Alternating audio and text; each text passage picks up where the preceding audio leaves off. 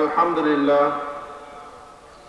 আল্লাহ তাআলা দরবারে লাখো কোটি শুকর ও সুজুদ যে মহান আল্লাহ তাআলা অত্যন্ত দয়া করে মায়া করে ভালোবেসে আমাদের হায়াতটাকে দীর্ঘায়িত করে আজকে এই মুহূর্ত পর্যন্ত সুস্থ সবল রেখে দুনিয়ার সমস্ত ঝামেলা থেকে ফারেক করে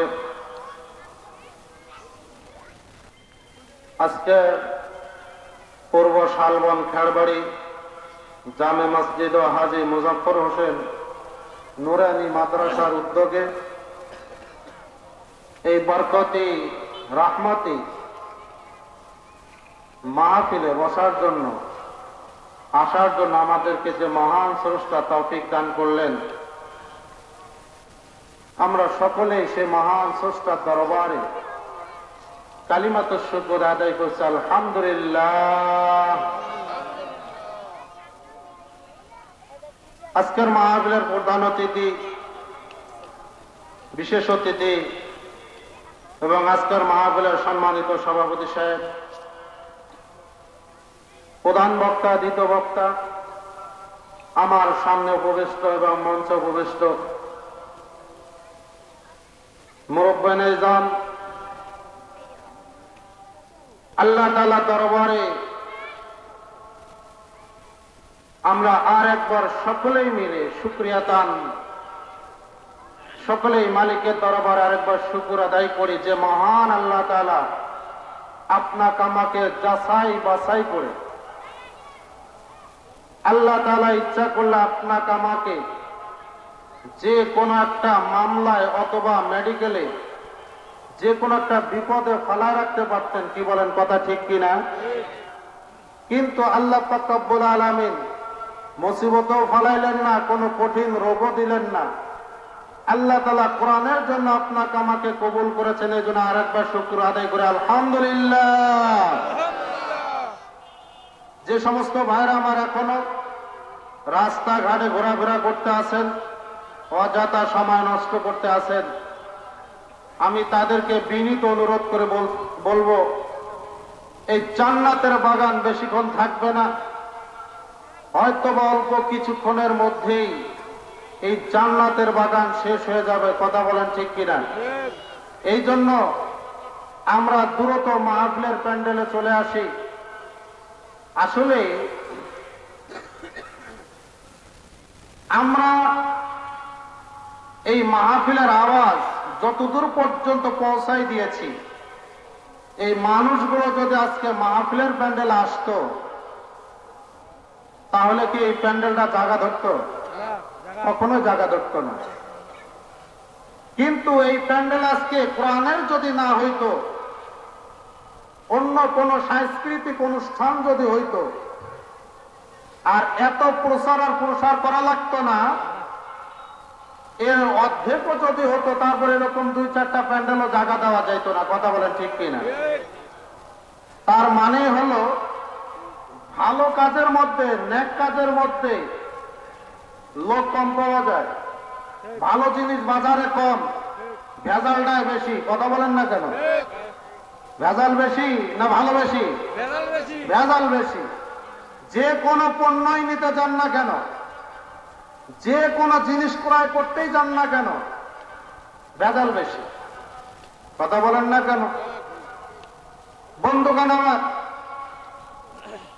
ভূমিকাতেই আমি 2-1টা আলোচনা, যেমন আমাদের আজকের মাহফিলের সভাপতি সাহেব হযরত মাওলানা আমজাদ হুসাইন মাদ্রাসার গুরুত্ব এবং মাদ্রাসার কথা নিয়ে অনেক কথাই বললেন। তার কথার সঙ্গে একমত হয়ে আমিও 2-1টা কথা বলি।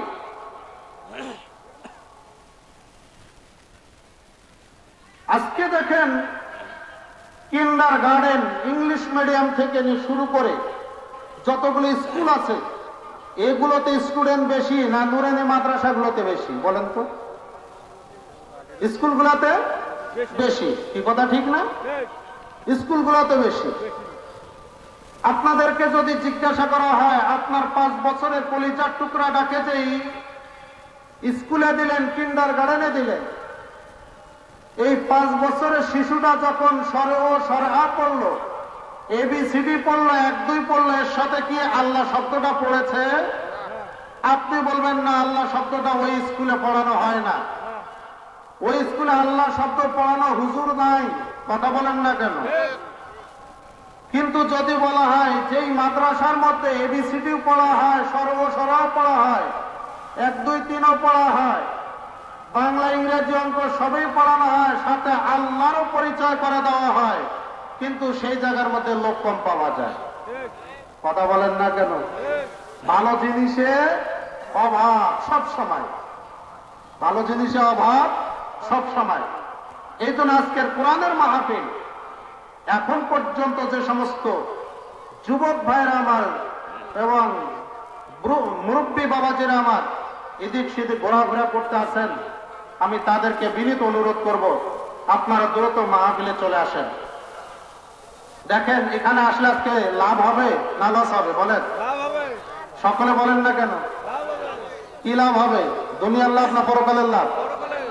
পরকালের লাভ। কি কথা ঠিক না? আচ্ছা আপনাদেরকে বলি, আপনারা যারা বাবা, যারা সন্তানের বাবা হয়েছেন, এবং যে সমস্ত মারা আমার সন্তানের মা হয়েছে, আপনার কোন সন্তান যদি আজকে অ্যারেস্ট হয়, আজকে অ্যারেস্ট হয়ে গিয়েছে, মামলা ছিল, অ্যারেস্ট হয়েছে, জেলখানা আজকে গিয়েছে, আপনারা বলুন তো ওই সমস্ত বাবা মা সন্তানকে জেলে রেখে কি ঘুম যেতে পারে? কেন? হ্যাঁ, সন্তান থাকবে আমার জেলখানায়, হ্যাঁ, আর আমি ঘুমাবো, এটা তো হতেই পারে না। বাবা মার দয়ার মায়ার ভালোবাসার আগুন যখন কলিজার মধ্যে লেগে যাবে, তখন ওই বাবা মা সারা রাত্রে ঘুমাইতে পারে? কি বলেন, কথা ঠিক কিনা? একটু আওয়াজ দেবেন আপনারা। হুজুরের সাথে আপনাদেরকে ওয়াজ করা লাগবে, তা নাহলে তো মজা হবে না। কি ঠিক আছে না? পারবেন তো ওয়াজ করতে? হ্যাঁ। বন্ধুগণ আমার, আজকে আমরা যে মাহফিলে আসতে পেরেছি, তাতে বেজার না খুশি?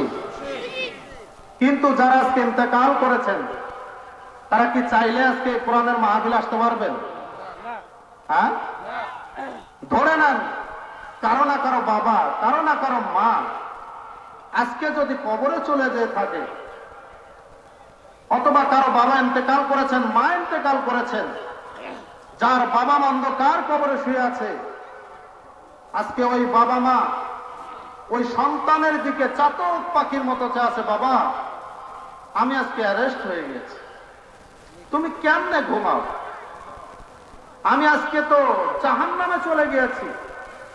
তোমার চিন্তা করতে করতে করতে করতে আমি তো আল্লাহর কাজটা ঠিকভাবে করতে পারিনি। তোমার ভালোটা করতে যা আমি তো আল্লাহকে খুশি করতেই পারিনি। বাবা আজকে তো আমি অন্ধকার কবরে, আজকে অ্যারেস্ট। তুমি মাহফিলে একটু চলে যা, আমার জন্য আল্লাহ তাআলার কাছে দোয়া করো, হয়তো আল্লাহ তাআলা তোমার দোয়ার ওসিলায় আমাকে জামিনের ব্যবস্থা করে দেবেন। সুবহানাল্লাহ বলে। যেই সন্তান বাবা মাকে ভালোবাসেন, কখনো ওই সন্তান বাবা মা যদি কষ্টে থাকে, দুঃখে থাকে, বাবা মার কষ্ট দুঃখ দেখে সন্তান কখনো ঘুমাইতে পারে কি? পারবে? তা আজকে আমরা যারা এখানে এসেছি, কারো না কারো বাবা অথবা মা অথবা দাদা অথবা দাদি কোন না কোন আত্মীয় অন্ধকার কবরে শুয়ে আছে। কথা বলেন না কেন? তার জন্য তোমার দরখাস্ত আছে না নাই? দরকার আছে না নাই? অবশ্যই আল্লাহ তাআলার কাছে আমরা দোয়া করব, আল্লাহ তাআলা যেন আজকে কোরআনের ওসিলায়, এই মাহফিলের ওসিলায়, এই মসজিদের ওসিলায় এবং মাদ্রাসার ওসিলায় আমাদের আব্বা আম্মা আত্মীয় স্বজন যারা অন্ধকার কবরে চলে গিয়েছেন, তাদের যেন কবরগুলোকে জান্নাতের বাগান বানা দেন। সকলে বলেন আমিন। বন্ধুগণ আমার, আমি কোরআনে কারিম থেকে যে আয়াতে কারিমা তেলাওয়াত করেছি, সংক্ষেপ আলোচনা করে আমি আলোচনা শেষ করব। যেহেতু আমি ক্ষতি বিকাঙ্গার, আমি পুরাতন মানুষ, নতুন মানুষ না। আর যারা নতুন মানুষ আসছে তারা ওয়াজ করবেন, আপনারা শুনবেন। বন্ধুগণ আমার, আল্লাহ পাক রব্বুল আলামিন কোরআনে কারিমের মধ্যে বলেন, الذي خلق الموت والحياة ليبلوكم أيكم أحسن عملا الله أكبر বলো না আরো জোরে বলেন আল্লাহু আকবার জোরে বলেন এই জবান কে দিয়েছে জোরে বলেন কে ও বন্ধু হাজারো মানুষ আছে আল্লাহ পাক রব্বুল আলামিন এই জবান দেন নাই কথা বলার শক্তি নাই কথা বলতে পারেন না বোবা মানুষ আছে না নাই জোরে বলেন আপনাকে আমাকে যে মহান স্রষ্টা কথা বলার শক্তিটা দিলেন বাক শক্তি দান করলেন আপনি আমি কথা বলতে পারি বন্ধুগণ আমার হাজারো মানুষকে ওই মহান আল্লাহ তাআলা কথা বলার শক্তি দেন নাই কথা বলেন ঠিক কিনা তার মানে আপনি আমি যখন মার পেটে ছিলাম তখন আল্লাহর কাছে আমি দরখাস্ত করি নাই দোয়া করি নাই চাই নাই আল্লাহ আপনি তো আমাকে দুনিয়াতে পাঠাবেন কিন্তু আপনি আমাকে কখনো বোবা করে পাঠান না আমাকে বাক শক্তি কথা বলার শক্তি দিয়েন না না না আপনি আমি কখনো আল্লাহ তাআলার কাছে চাই নাই আল্লাহ তাআলা যাকে ইচ্ছা কথা বলার শক্তি দিয়েছেন যাকে ইচ্ছা আল্লাহ তাআলা এই নিয়ামত দেন নাই কথা বলেন ঠিক কিনা এই যে কথা বলার শক্তি আল্লাহ তাআলা আপনাকে আমাকে দিলেন এই যে বোবা যারা মানুষ কথা বলতে পারে না হাজার হাজার কোটি টাকা দিলেও কি নিয়ামতটা কিনতে পাবে কথা বলেন না কেন আজকে তোমার জবান দ্বারা যদি আল্লাহর নামটা উচ্চারিত না হয় তাহলে তোমার মতো হাজারো যুবক আছে ওই যুবককে আমার আল্লাহ জবান কথা বলার শক্তি দেন না এই জন্য আল্লাহর নাম জোরে নেওয়ার দরকার আছে না নাই এই আল্লাহর নাম জোরে নিলে কে খুশি হবেন জোরে বলেন জবান দিছেন কে কথা বলার শক্তি দিলেন কে যে আল্লাহ তাআলা আপনাকে আমাকে এই কথা বলার শক্তি দিলেন ওই আল্লাহ তাআলাকে এই জবান দ্বারা জোরে জোরে ডাকবো খুশি হবেন কে এই জন্য আমার আল্লাহ তাআলার যখন কোরআনে কারীম তেলাওয়াত করা হয় তখন আল্লাহু আকবার শব্দটা জোরে করে আসতে হবে পারবেন তো ইনশাআল্লাহ আল্লাহ পাক রব্বুল আলামিন বলেন الذي خلق الموت والحياة ليبلوكم أيكم أحسن عملا বন্ধুগণ আমার আল্লাহ পাক রব্বুল আলামিন বলেন এই দুনিয়ার মানুষ আমি আল্লাহ পাক রব্বুল আলামিন তোমাদেরকে সৃষ্টি করেছি তোমাদেরকে বানাবার পরে তোমাদেরকে দুইটা জিনিস দান করেছি একটা হলো মৃত্যু আর একটা হলো জীবন একটা হলো মরণ আর একটা হলো জীবন আল্লাহু আকবার বলেন তো দেখি জীবন কে দিয়েছেন এই জীবন আমার আল্লাহ ছাড়া পৃথিবীতে আর কেউ দিতে পারে কোন ইঞ্জিনিয়ার কোন বৈজ্ঞানিক কোন ডাক্তার একটা মানুষের যখন হায়াত শেষ হয়ে যায় সারা দুনিয়ার ডাক্তার যদি ওই মানুষের কাছে আসিয়া পাহারাদারি করে তারপরেও একটা মিনিট জীবন দিতে পারবে না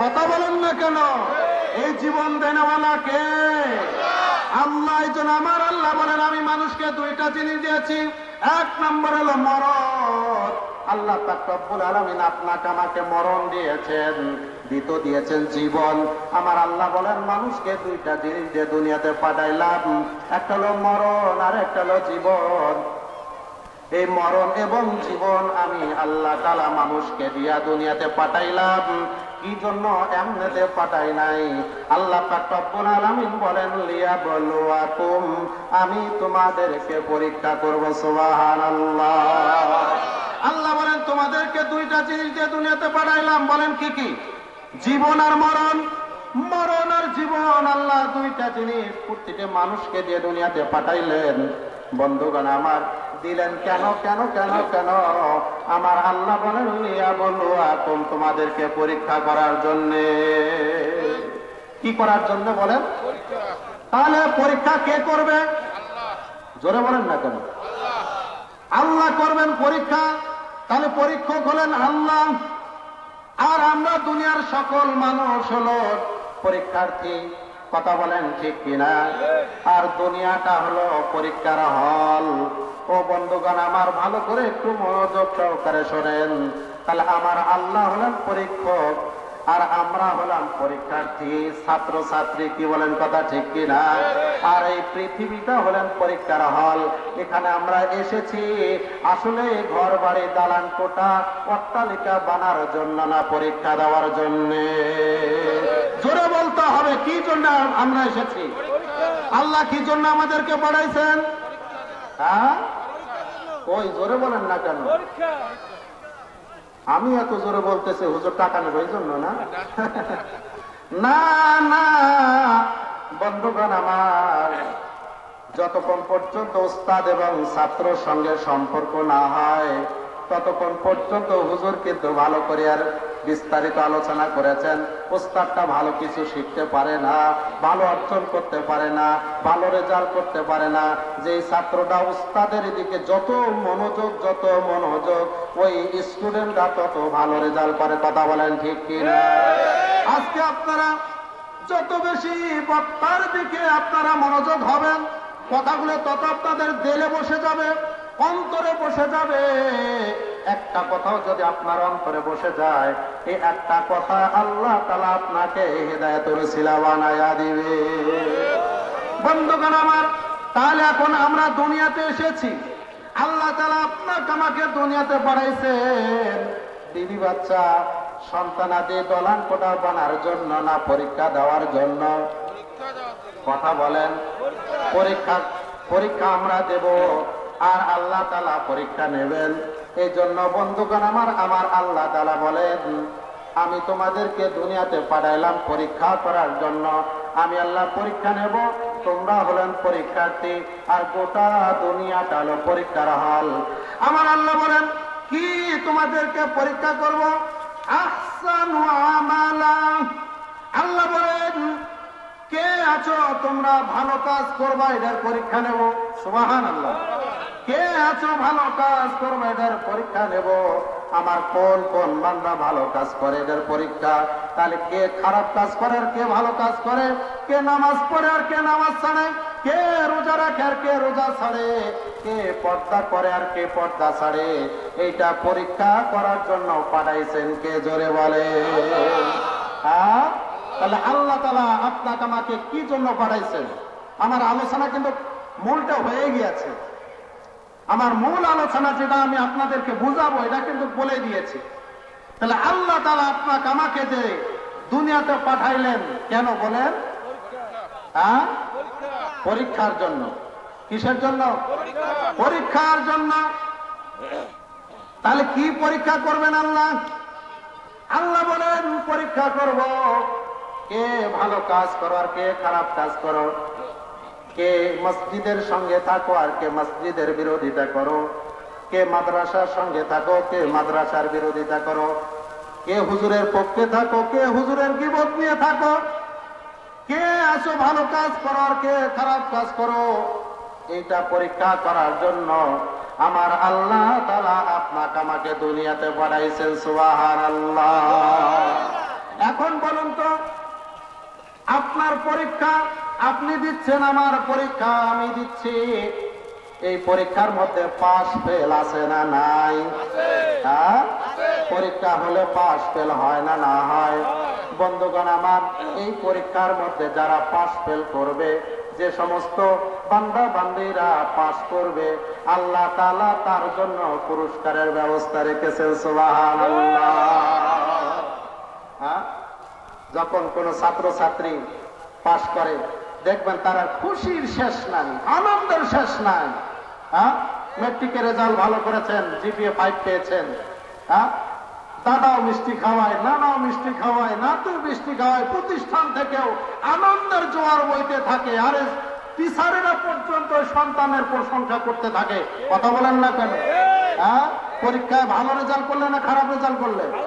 কিন্তু যেই ছাত্ররা খারাপ রেজাল্ট করে, পরীক্ষার মধ্যে ফেল করছে, আপনারা বলুন তো তার বাড়িতে কি মিষ্টি বিতরণ হয়?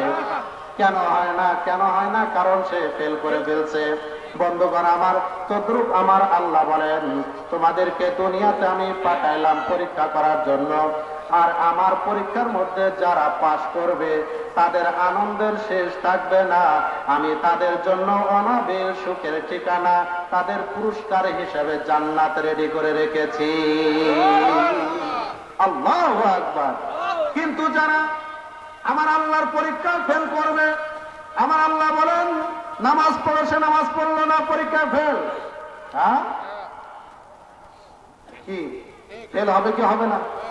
হ্যাঁ, পরীক্ষক যা প্রশ্নপত্রে লিখতে বলেছে তা লেখে নাই, উল্টাটা লিখেছে, ওই ছাত্র কি পাশ করার আশা করা যায়? হ্যাঁ, তখন ওই ছাত্র পাশ করবে না। তেমনি আমার আল্লাহ তাআলা যে সমস্ত কাজগুলো করতে বলেছেন সেই কাজগুলো যদি না করে, যে কাজগুলো থেকে বিরত থাকতে বলেছেন ওই কাজগুলো যদি আবার করে, তাহলে ওই ছাত্রটা আল্লাহর পরীক্ষার মধ্যে ফেল হয়ে যাবে। আর যখন কোন ছাত্র আল্লাহ তাআলার কাছে ফেল হয়ে যাবে, তাহলে অবশ্যই অবশ্যই ওই বান্দাটার পরকালের জীবনে দুঃখের সীমা থাকবে না। কথা বলেন ঠিক কিনা? তাহলে পাশ করলে পুরস্কার হিসেবে আল্লাহ তাআলা কি দান করবেন বলেন? হ্যাঁ, জান্নাত দান করবেন। এটা তো দুনিয়ার একটা নিজাম। দুনিয়াতে পরীক্ষা পাশ করলে অনেক গিফট পাওয়া যায়, যায় কিনা যায়? বাড়িতে আনন্দ, প্রতিষ্ঠানে আনন্দ, থাকলে কত প্রশংসা। কিন্তু ফেল করলে তো এটা হয় না। কি বলেন, কথা ঠিক কিনা ভাই? আর যদি আল্লাহর পরীক্ষার মধ্যে কেউ পাশ করে, তাহলে তারও আনন্দের শেষ কি থাকবে নাকি? হ্যাঁ, আনন্দের কোনো শেষ থাকবে না। কিন্তু যদি পরীক্ষা ফেল করে, তার দুঃখেরও কোনো শেষ নাই। পাশ করলে জান্নাত, আর ফেল করলে বলেন বলেন, ফেল করলে জাহান্নাম। পাশ করলে জান্নাত, আর ফেল করলে জাহান্নাম। এই জন্য বন্ধুগণ আমার, একদিন আম্মা জান আয়েশা সিদ্দিকা রাদিয়াল্লাহু তাআলা আনহা একদিন ফুপায়া কাঁদতে আছেন। আল্লাহর নবী জিজ্ঞাসা করেন, আয়েশা তুমি কাঁদো কেন, কারণটা কি?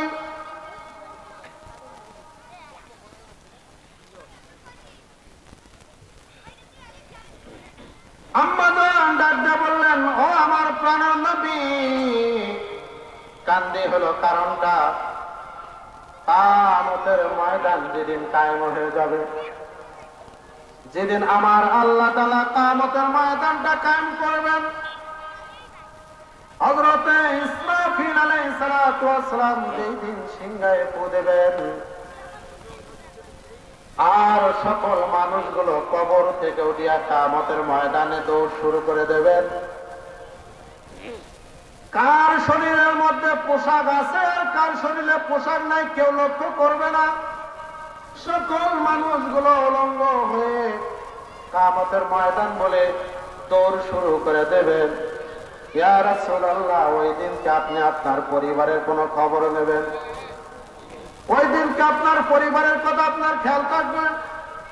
আল্লাহর নবী জনাবে মুহাম্মদ রাসূলুল্লাহ সাল্লাল্লাহু আলাইহি ওয়াসাল্লাম ডাক দিয়ে বলেন, ও আমার আয়েশা, কিয়ামতের ময়দানে তিনটি জায়গা আছে, যেই জায়গায় কোনো মানুষের খবর নেবে না, কোনো মানুষের খবর নেবে না। নিজেই নিজেকে নিয়ে ব্যস্ত, নিজেকে নিয়ে টেনশন হয়ে থাকবে। সকল মানুষ নিজেকে নিয়ে ব্যস্ত হয়ে যাবে। বন্ধুগণ আমার, সেই কিয়ামতের ময়দানে তিন জায়গায় কোনদিন মানুষ নিজেকে ভুলে যাবে। আল্লাহ নবী স্ত্রী আম্মা জান আয়েশা সিদ্দিকা রাদিয়াল্লাহু তাআলা আনহা আল্লাহ নবীকে ডাক দিয়ে বললেন, ইয়া রাসূলুল্লাহ, ইয়া হাবিবাল্লাহ, ও তিনটি জায়গা কি কি একটু আপনি আমাকে বর্ণনা করে শোনান। আল্লাহ নবী ডাক দিয়ে বলেন, আয়েশা, কিয়ামতের দিনে যেদিন মানুষের যে সময়ের মধ্যে আমলনামা দেওয়া হবে, আপনারা আমলনামা বোঝেন? হ্যাঁ, কি অমনোযোগী? মনোযোগ আছে? আমলনামা যখন দেওয়া হবে, আপনার জীবনের যা কিছু করেছেন সব কিছু এরকম একটা ডায়রিয়ার বই হয়ে গিয়েছে। কথা বলেন ঠিক কিনা? ভালো করলেও ওই বইটার মধ্যে লেখা আছে, খারাপ করলেও বইটার মধ্যে লেখা আছে। আপনার জীবনের কর্মকাণ্ড সবগুলো লিখছেন কে? কিরামান আর কাতিবিন। কথা বলেন ঠিক কিনা? কিরামান আর কাতিবিনকে আমার আল্লাহ তাআলা দায়িত্ব দিয়ে রেখেছেন। ও কিরামান কাতিবিন, এই বান্দাটাকে আমি সৃষ্টি করলাম, তৈরি করলাম, আর তোমাকে দায়িত্ব দিলাম এর সাবালেগ হওয়ার সাথে সাথে বালেগ হওয়ার পর পরে এই বান্দা যা ভালো কাজ করবে তাও লিখবা, আর খারাপ কাজ করলে তাও লিখবা। ফেরেশতা জিজ্ঞাসা করলেন, আল্লাহ ছোট বড় সবে? আমার আল্লাহ বলেন, লা ইউগাদিরু সাগীরাতান ওয়ালা কাবীরাতান ইল্লা আহসাহা। আমার আল্লাহ বলেন, হ্যাঁ ফেরেশতা, যত ছোট থেকে ছোট হোক না কেন, যত বড় থেকে বড় হোক না কেন, যত ছোট একটা নেকের কাজ হোক না কেন, তা ওই খাতার মধ্যে লিপিবদ্ধ করতে হবে। যদি ছোট গুনাহ হয় তাও লেখা লাগবে, বড় গুনাহ হলেও লেখা লাগবে, ছোট নেকি হলেও লেখা লাগবে, বড় নেকি হলেও লেখা লাগবে। এক কথায় ছোট বড় সমস্ত নেকি আর বদি লেখা লাগবে। আল্লাহর নবী ডাকতে বলেন, আয়েশা, কিয়ামতের দিনে যখন মানুষকে আমার আল্লাহ তাআলা আমলনামাটা, তার জীবনের কর্মকাণ্ডর যে বইটা, এই বইটা যখন দিবেন, মানুষগুলো এত টেনশন আর প্রেশান হয়ে যাবে। এই মানুষগুলো ওই সময় নিজেকে নিয়ে এতটা টেনশন আর প্রেশানে থাকবে, মা সন্তানের পরিচয় দেবে না, সন্তান মার পরিচয় দেবে না, স্বামী স্ত্রীর পরিচয় দেবে না, স্ত্রী স্বামীর পরিচয় দেবে না, ভাই ভাইয়ের পরিচয় দেবে না, ভাই বোনের পরিচয় দেবে না, বোন ভাইয়ের পরিচয় দেবে না। কেননা কারণ হলো আমার জীবনে যা করেছি সবই তো আজকে লেখা হয়ে গিয়েছে। কথা বলেন ঠিক কিনা? আজকে এই যে পূর্ব শালবন খেয়ারবাড়ি জামি মসজিদের উদ্যোগে যে মাহফিলটা হচ্ছে, এই মাহফিল আল্লাহর দরবারে কিয়ামতের ময়দানে লেখা আছে না নাই? এই মাহফিলও কিন্তু লেখা হয়ে গিয়েছে। এই মাহফিলে যারা এসেছে তাদেরও নাম ভিডিও হয়েছে, তাদেরও নাম লিস্ট হয়েছে। কিয়ামতের ময়দানে আমার আল্লাহ তাআলা তাও দেখাবেন। এই কথাটি কোরআনে কারীমের মধ্যে বলেন, লা ইউগাদিরু সাগীরাতান ওয়ালা কাবীরাতান ইল্লা আহসাহা। তুমি যদি ছোট একটা নেকের কাজ করো, এই ছোট্ট নেকিটাও কিয়ামতের ময়দানে তোমাকে দেখানো হবে। সুবহানাল্লাহ। তাহলে আজকে যারা আমরা এই কোরআনের মাহফিলে এসেছি, তাহলে কিয়ামতের ময়দানের যাজা পাবো কি পাবো না? জোরে বলেন। হ্যাঁ, অবশ্যই এর যাজা আমরা কিয়ামতের ময়দানে পাবো। বন্ধুগণ আমার, এই জন্য আল্লাহর নবী ডাকতে বলেন, কিয়ামতের ময়দানে তিন জায়গায় মানুষ নিজেকে নিয়ে ব্যস্ত থাকবে। আম্মা জান আয়েশাকে বলেন, এক নম্বর জায়গা হলো যখন মানুষের আমলনামা দেওয়া হবে। আপনি জীবনে কি কি করেছেন, কোন চিপায় কোন গোপন জায়গায় কোন গুনাহটি করেছেন। ও যুবক, সারা রাত তুমি ইন্টারনেট আর ফেসবুক চালায়া, যুবক ভাই, আজকে তোমার পায়ে হাত রেখে বলে যায় আমি খতিব হিসাবে, তোমার পায়ে হাত রেখে বলে যায়, ও যুবক, সারা রাত ইন্টারনেট আর ফেসবুক চালায়া যেই গুনাহটা তুমি করো, যেটা দুনিয়ার কোনো মানুষের চোখে পড়ে না, কোনো মানুষ দেখে না, কোনো মানুষ জানে না, ওইটা আমার আল্লাহ জানে কি জানে না? জোরে বলতে হবে, জানে কি জানে না? তাহলে আমি যুবককে অনুরোধ করি বলবো, যুবতী বোনকে অনুরোধ করি বলবো, ও আমার যুবক যুবতী ভাই আর বোনেরা, তাহলে যে গুনাহটা আপনি গোপনে অন্ধকারে করেন দুনিয়ার সকল মানুষের চোখে ফাঁকি দিয়া, ওই গুনাহটাও আমার আল্লাহ জানেন, আর ওই গুনাহটাও আপনার আমল নামায় লেখা হয়। কথা বলেন ঠিক কিনা? আজকে দুনিয়ার কোন মানুষের সামনে আমার আল্লাহ যদি ওই গুনাহটাকে ওপেন করে নাও দেয়, কিন্তু কিয়ামতের ময়দানে ওই গুনার আমলনামাটা, ডায়েরিটার বইটা যখন আপনার হাতে আসবে, আপনি যখন খুলে খুলে দেখবেন, হায় অমুক দিনে অমুক তারিখে আমি এমন একটা গুনাহ করেছিলাম, যে গুনাহটা আমার মা জানতো না, আমার বাবাও জানতো না, আমার ভাই জানতো না, বোন জানতো না, আমার গ্রামবাসী জানতো না, কেউ জানতো না। আয় আফসোস, দেখি ওই গুনাহটাও আজকে আমার খাতায় লেখা হয়ে গিয়েছে। বন্ধুগণ আমার, এই জন্য যুবক ভাইদেরকে আমি অনুরোধ করে বলবো, যুবক তোমার চরিত্রটাকে সুন্দর করো, তোমার চরিত্রকে সুন্দর করো, তোমার লজ্জাস্থানকে হেফাজত করো। যুবতী মাকে আমি অনুরোধ করে বলবো, তুমি মা, তুমি পর্দার ভিতরে থাকো। তার কারণ তুমি তো এসেছো পরীক্ষা দেওয়ার জন্য, তুমি তো পরীক্ষা দেওয়ার জন্য এসেছো। আমার আল্লাহ তোমাকে পরীক্ষার জন্য দুনিয়াতে পাঠাইছেন, কিন্তু তোমার পরীক্ষাগুলো আমার আল্লাহ তাআলা একবারে সহজ করে দিয়েছেন। সুবহানাল্লাহ। মাদের পরীক্ষা একবারে সহজ, একবারে কি বলেন, একবারে সহজ। আমার মারা যদি 4টা প্রশ্নের আনসার দিতে পারেন, তাহলে তারা পাস, ফার্স্ট ডিভিশনে পাস, জিপিএ 5 পেয়ে পাস, তারা পাস। পাশের রেজাল্ট নিয়ে হাসি মুখে জান্নাতে পৌঁছাই দেবেন কে? 4টা প্রশ্নের উত্তর কয়টা? 4টা, একবারে সহজ আমার আল্লাহ তাআলা মাদের জন্য করে দিয়েছেন। 1 নাম্বার হলো তারা যদি 5 ওয়াক্ত নামাজটা সুন্দরভাবে পড়তে পারে। বলেন বলেন বলেন, হ্যাঁ?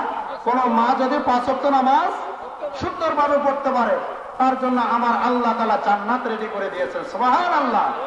তাহলে মাদের জন্য একবারে সহজ। 1 নাম্বার কি বলেন? 5 ওয়াক্ত নামাজ। 2 নাম্বার হলো রমজান মাসের রোজা। 3 নাম্বার নিজের লজ্জাস্থানকে হেফাজত করতে হবে, স্বামী ছাড়া কাউকে না। কি বলেন, কথা ঠিক কি আছে না? ঠিক কি না? তাহলে নিজেকে পর্দার ভিতরে আবৃত থেকে পর্দা করে, এই মা যদি পর্দা করতে পারে, নিজের সতীত্বকে যদি হেফাজত করতে পারে, তাহলে আমার আল্লাহ বলেন এই নারী বান্দিটা আমার পাশ করে ফেলেছে। সুবহানাল্লাহ। তাহলে 1 নাম্বার কি বললাম? মাদের জন্য ছোট্ট একটা ওয়াজ, তারা 4টা প্রশ্ন যদি উত্তর দিতে পারে তারা জান্নাতি। আল্লাহ নবী বলেছেন, আমার কথা না তো, এবং এমন কথা আল্লাহ নবী বলেছেন, তার ইচ্ছা মতো জান্নাতে চলে যাবে, আপনাকে ঢুকাইতে হবে না। আল্লাহ তাআলা বলবেন, বান্দি যাও, জান্নাতের সব দরজাগুলো তোমার জন্য উন্মুক্ত করে দিলাম। তোমার ইচ্ছে মতো মন চাচ্ছে, যেই জান্নাতের দরজা দিয়ে যাইতে মন চায়, সেই দরজা দিয়ে তুমি জান্নাতে প্রবেশ করো। সুবহানাল্লাহ, সুবহানাল্লাহ। কোনো বাধা নাই। 1 নাম্বার কি? 5 ওয়াক্ত নামাজ। 2 নাম্বার রমজান মাসে রোজা। 3 নাম্বার পর্দা থেকে নিজের সতীত্বকে হেফাজত করতে হবে, স্বামী ছাড়া কাউকে এই জিনিস দেওয়া যাবে না। আর 4 নাম্বার হলো আল্লাহু আকবার,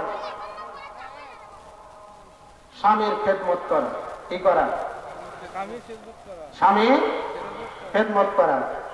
মারা 3টা যত সহজে করতে পারবে, এই কাজটা মানে অত সহজে করতে পারে না। কথা বলেন না কেন? যদি 4টা মা এক জায়গা হয়েছে, স্বামীর গীবতের বস্তা নিয়ে বসে গিয়েছে। কথা বলেন না কেন? আহারে, 2-4টা কথা বলি। আমার মারা যদি জানতো, আল্লাহ নবী বলেন, নারী যদি জানতো স্বামীর কি দাম, স্বামীর কি দাম, আল্লাহ নবী বলেন স্বামীর কি দাম, এটা যদি কোন নারী জানতো, তাহলে তার গাল দিয়া স্বামীর পা মুছাই দিত। এর চাইতে আর কত বড় কথা হতে পারে? স্বামীর কি দাম, এটা কোন নারী বোঝে? বলেন না কেন? যদি একটু কিছু হয়েছে, তাহলে দেখবেন আপনি 2টা কমেন, উনি 4টা করে বসিয়েছে। কথা বলেন না কেন? হ্যাঁ? আল্লাহ নবী বলেন, নারীরা শুনে রাখেন, আপনাদেরকে দুই চারটা কথা বলেই যাই।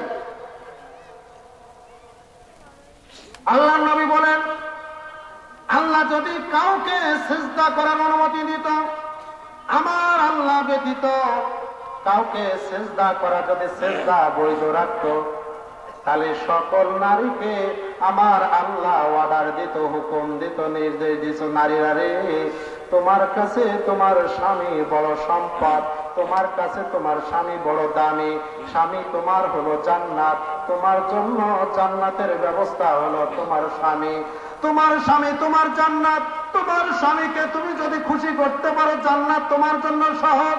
সুবহানাল্লাহ। আমার আল্লাহর নবী ডাকতে বলেন, ও নারী, তুমি যদি তোমার স্বামীকে খুশি করতে পারো, তাহলে আমার আল্লাহ তোমার উপর খুশি হয়ে তোমাকে জান্নাত দিয়ে দিবে। যারা স্বামীর খেদমত করবে, স্বামীকে সন্তুষ্ট করবে, স্বামীকে খুশি রাখবে। বন্ধুগণ আমার, এখানে আরেকটা কথা না বললেই নয়। অনেক নারীদের আমার অভিযোগ আছে, অনেক মাদের অভিযোগ আছে, যে অভিযোগগুলো কি, যে পুরুষের মেজাজ ভালো না, এমন অভিযোগ আছে কি নাই? এখানে আরেকটা কথা না বললেই নয়। অনেক ভাইদের আমার মেজাজ আবার খারাপ আছে, মাদেরকে, তার স্ত্রীকে অশ্লীল ভাষা করে গালিগালাজ করে, কি আছে না নাই? হ্যাঁ, কখনো এরকম ব্যবহার করা যাবে না, কখনো এরকম ব্যবহার করা যাবে না। কি যাবে নাকি? হ্যাঁ বন্ধুগণ আমার, এখানে আরেকটা কথা বলি। দেখেন, আলোচনা আমি শেষের দিকে নিয়ে যাচ্ছি। পুরুষ যতই অন্যায় করুক না কেন, যতই অন্যায় করুক না কেন, কোরআন সাক্ষী, নমরুদ আসিয়াকে কি পরিমাণে, হ্যাঁ কি বলেন, ফ্রাউনের স্ত্রীকে আসিয়া না কি পরিমাণে নির্যাতন করেছে, কখনো কল্পনা করা যায়? কিন্তু কোরআন বলে আসিয়া কখনো ফ্রাউনকে বদদোয়া দেন নাই। কি দেন নাই? কথা বলেন না কেন? কখনো কি দেন নাই? বদদোয়া দেন নাই। কিন্তু এখন যদি একটু এদিক সেদিক হয়েছে, বদদোয়ার শেষ পড়ে গিয়েছে। কথা বলেন না কেন? আমাদের মারা বদদোয়া দেয় বেশি। এই জন্য আমি মাদেরকে অনুরোধ করবো, মারা আমার, আপনাদের স্বামী আপনার জন্য জান্নাত, আপনার স্বামী আপনার জন্য জান্নাত। এই জান্নাতটাকে আপনি ঠিক রাখেন। আপনার স্বামীর পার নিচে আপনার জান্নাত।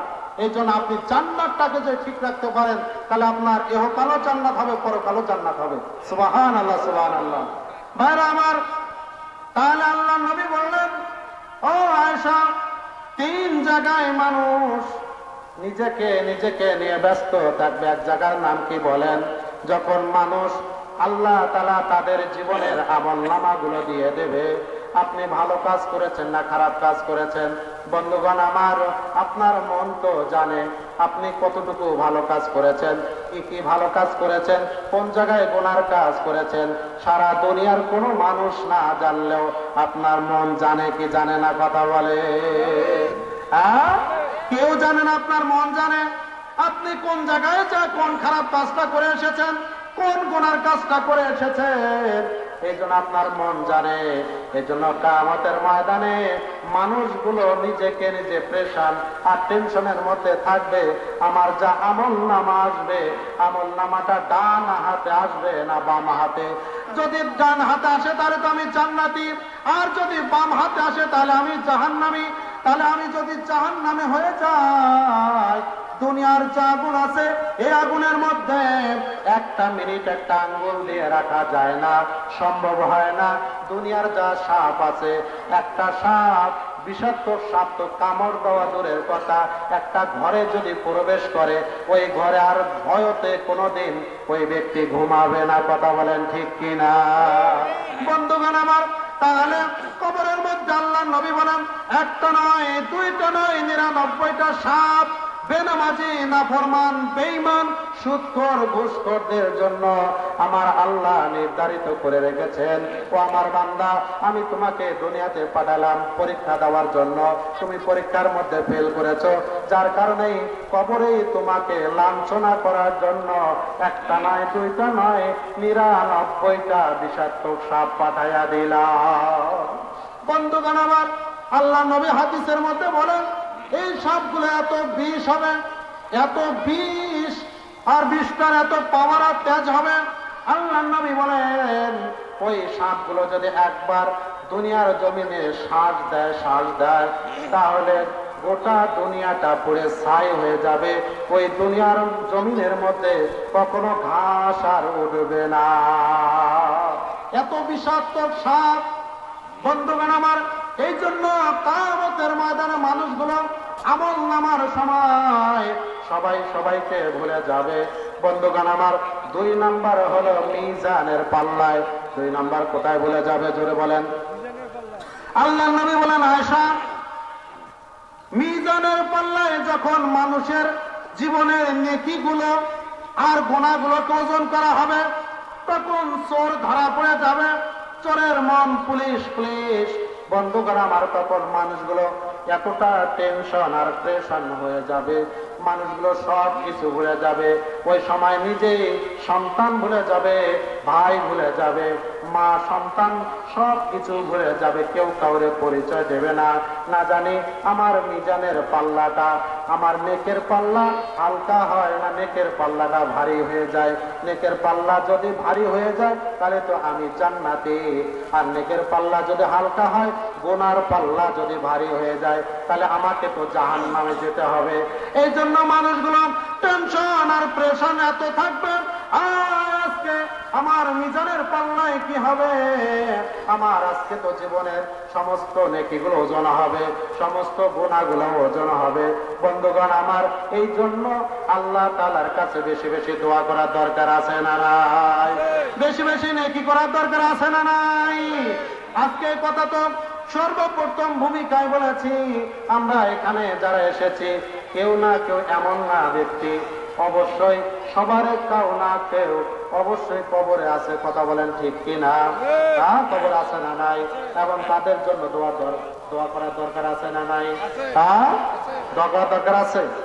বন্ধুগণ আমার, এই জন্য অবশ্যই তাদের জন্য দোয়া করতে হবে। তাহলে 2 নাম্বার যে জায়গায় মানুষ নিজের সন্তানকে ভুলে যাবে, মা সন্তানকে ভুলে যাবে, সন্তান মাকে ভুলে যাবে, কোন জায়গায়? যেই জায়গায় আপনার আমার জীবনের নেকি আর বদিগুলো ওজন করা হবে, সেই পাল্লাটার নাম কি, জোরে বলেন? মিজান। এই মিজানের পাল্লায় কঠিন একটা মুহূর্ত, সবাই সবাইকে ভুলে যাবে, সবাই সবাইকে ভুলে যাবে। এখন আপনাদের কাছে আমার প্রশ্ন, আল্লাহ তাআলা আপনাদেরকে দুনিয়াতে কি জন্য পাঠাইছেন? কথা বলেন না এখন? পরীক্ষার জন্য। এখন পরীক্ষায় ভালো রেজাল্ট করলে পাস হওয়া যাবে, আর ফেল করলে তো বিপদ আছে। কথা বলেন ঠিক কিনা? আমরা সকলে পাস করতে চাই কি চাই না? আমরা পাস করতে চাই। তাহলে যদি সকলে পাস করতে চাই, তাহলে আল্লাহর কথা মতো চলার দরকার আছে না নাই? আছে। তাহলে কোন ঠান্ডার দিনে আমাদেরকে নামাজ পড়ার দরকার আছে না নাই? বন্ধুগণ আমার, তাহলে এক কথায় আমি বলে দিতে চাই, সমস্ত নেকের কাজগুলো আমাদেরকে করতে হবে, আর গুনার কাজগুলোকে ছেড়ে দিতে হবে। পারবো তো ইনশাআল্লাহ? তাহলে পাস করার একটা সূত্র, পাস করার একটা সূত্র, নেকের কাজ ধরতে হবে, গুনার কাজ ছাড়তে হবে। কি বললাম বলেন? নেকের কাজ ধরতে হবে, গুনার কাজ ছাড়তে হবে। তাহলে আশা করা যায় পাস করা যাবে, পাস করা যাবে। তাহলে 1 নাম্বার, মানুষ যখন টেনশনে থাকবে কোন জায়গায়? যখন আমল নামা দেওয়া হবে, আসলে ডান হাতে আসবে না বাম হাতে আসবে? ডান হাতে আসলে জান্নাতি, আর বাম হাতে আসলে, কথা বলেন না কেন? তাহলে দ্বিতীয় জায়গাটা কোন জায়গা? মিজানের পাল্লায়, যেখানে আপনার আমার সারা জীবনের সমস্ত আমলগুলোকে ওজন করা হবে। ভালোটা ওজন করা হবে, খারাপটা ওজন করা হবে। যদি আপনার আমার নেকি বেশি হয়ে যায় তাহলে আপনি আমি জান্নাতি, আর যদি গুনাহ বেশি হয়ে যায় তাহলে তো অবস্থা খারাপ। কথা বলেন না কেন? তাহলে এখন আপনার আমার নেকের পাল্লা ভারী হওয়ার দরকার আছে না নাই? কি করলে ভারী হবে বলেন? নেকি করলে না গুনাহ করলে? এখন নেকি করার দরকার আছে না নাই? গুনাহ ছাড়বো কি ছাড়বো না? গুনাহ ছাড়বো। বন্ধুগণ আমার, 3 নাম্বার যেই জায়গায় মানুষ সকল মানুষগুলো আপনজনদেরকে ভুলিয়া যাবে, 3 নাম্বার জায়গা হলো ফুলসিরাত। বন্ধুগণ আমার, যেই ব্রিজটা হলো জাহান্নামের পিঠের উপর দিয়ে আছে। বন্ধুগণ, আল্লাহর নবী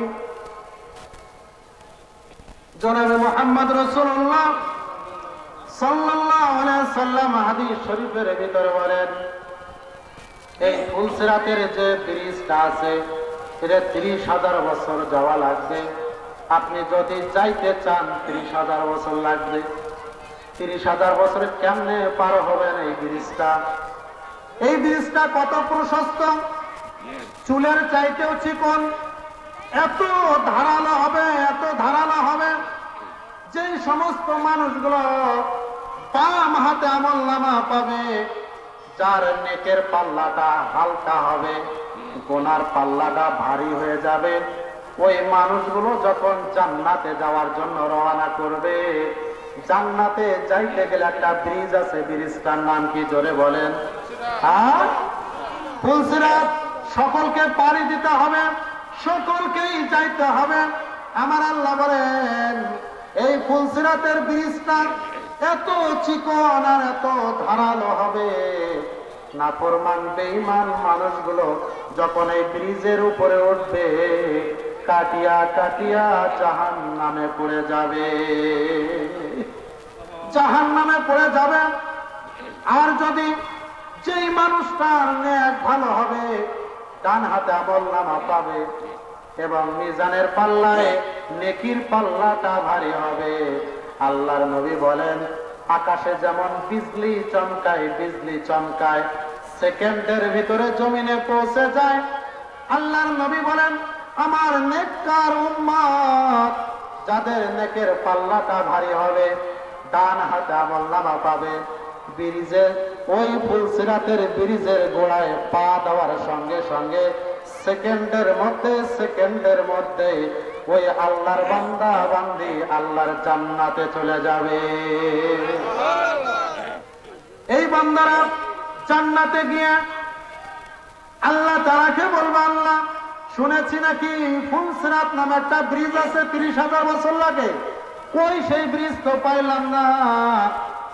আল্লাহ বলবেন, হে বান্দা, তোমরা আমার বিশেষ বান্দা, তোমরা আমার মেহমান, এই জন্য আমি আল্লাহ পাক রব্বুল আলামিন তোমাদেরকে বিশেষ ফৌজ দিয়ে তোমাদেরকে ওই ফুলসিরাতটা আমি দেখাই নেই। সেকেন্ডের মধ্যে এত বিশাল বড় রাস্তাটাকে আমি সেকেন্ডের মধ্যে পার করে জান্নাতে নিয়ে এসেছি। বন্ধুগণ আমার, তাহলে সারমর্ম কথা হলো, আমার আল্লাহ তাআলা দুনিয়াতে পাঠাইছেন পরীক্ষার জন্য। আমার আল্লাহ হলেন পরীক্ষক আর আমরা হলাম পরীক্ষার্থী। আর দুনিয়াটা হলো পরীক্ষার হল, সাবজেক্ট হলো আল কোরআন। কথা বলেন ঠিক কি না? সাবজেক্ট কি? এই বইটার পড়ার দরকার আছে না নাই? এই বইটার পড়ার দরকার আছে না নাই? এই বইটা কার? জোরে বলতে হবে। এই বইটা কার? এই কিতাবটি কার? এই কিতাবটি কার কথা? আপনাদেরকে আমি একটা প্রশ্ন করি, আল্লাহর চাইতে কার দাম বেশি?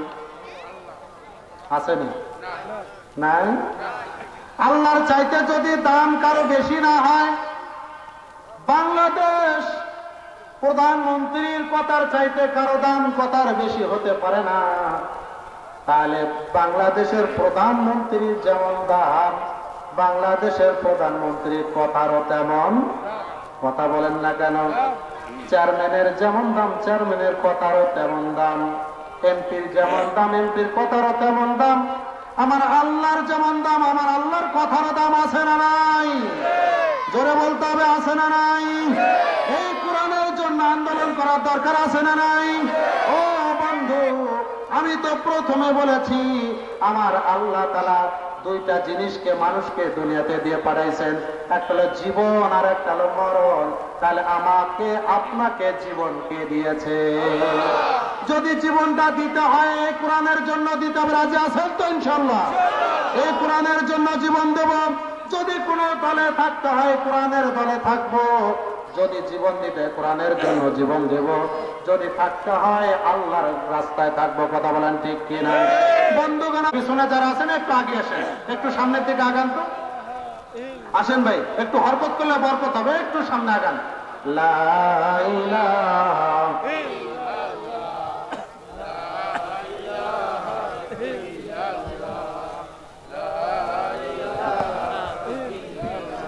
ভাই, কোরআনের জন্য একটু এক ভাইকে একটু জায়গা করে দিয়ে একটু কোরআনের জন্য একটু কষ্ট করেন, আল্লাহ তাআলা কবুল করবেন আপনাদেরকে।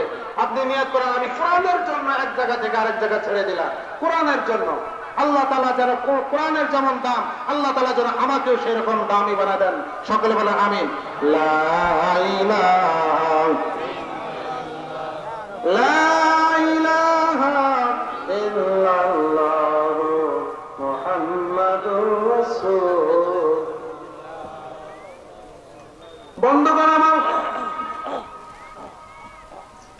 তাহলে কোরআনের সঙ্গে থাকলে দাম কি বাড়বে? সকলে বিশ্বাস? হ্যাঁ বন্ধুগণ আমার, এই দুনিয়াতেও দেখা যায়, এই দুনিয়াতেও দেখা যায় কোরআনের সঙ্গে যারা সম্পর্ক রেখেছেন, কোরআনওয়ালা যারা হয়েছেন, আমার আল্লাহ তাআলা তাদের দাম এতটা বেড়ে দিয়েছেন। আপনি যতই রাজার বাদশা হন না কেন, যতই আপনি ডিসি আর এসপি হন না কেন, যতই আপনি বড় কোনো কর্মকর্তা হন না কেন, যতই আপনি কোটিপতি হন না কেন, এই কোরআনওয়ালার কাছে আসতে হয়। কথা বলেন ঠিক কিনা? কখনো সব সময় না আসলে যখন বিপদে পড়ে তখনও কিন্তু না আসি উপায় নাই। যতই আল্লাহ তাআলা আপনাকে কোরআনের বরকতে, কোরআনের ওসিলায়